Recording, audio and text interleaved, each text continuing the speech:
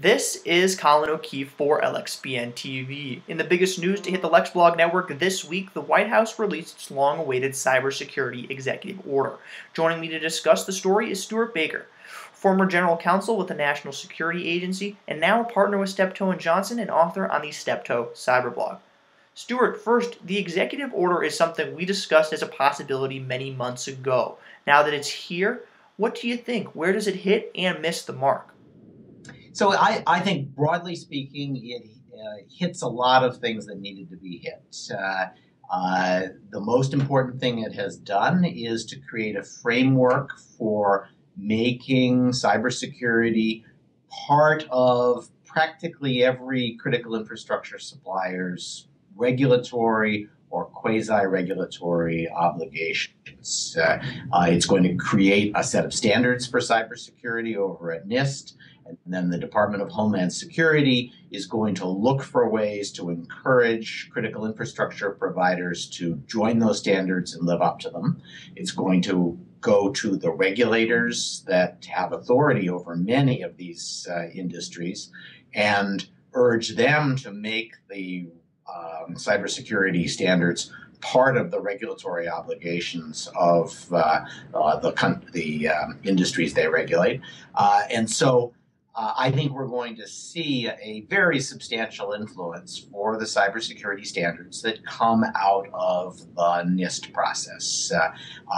And that it may not change everybody's behavior, but it will mean that there will be fewer people who are simply ignoring the problem and hoping it'll go away.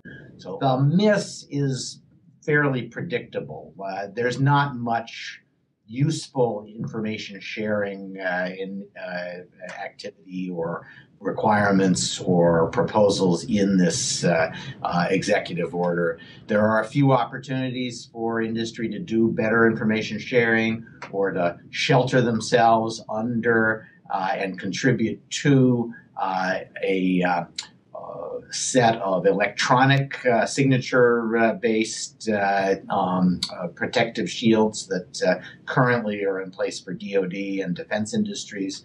But most of the barriers to information sharing were really part of old, outmoded legislation. And to change legislation, you need congressional action. So we are already seeing a renewed interest in fixing the information sharing problems that continue to make it difficult for industry and government to approach this problem together.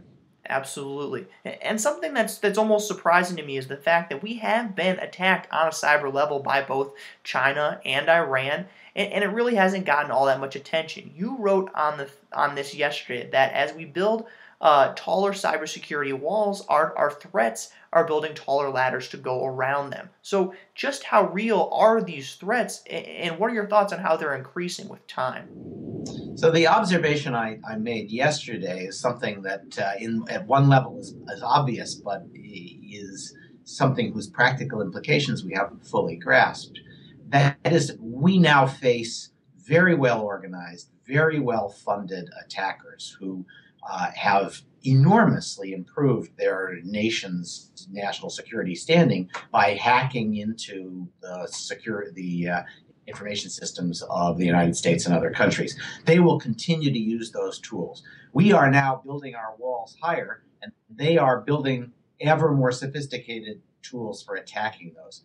What's troubling is that as the U.S. government's protections for itself get better, the tools on the other side get better, and turning those tools on private industry in some cases is sort of like patrolling the streets of Los Angeles with a tank.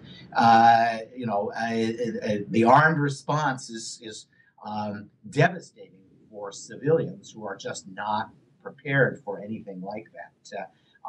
And so increasingly, I think it's going to be necessary for anybody who wants to protect themselves against those kinds of attacks to work much more closely with the U.S. government.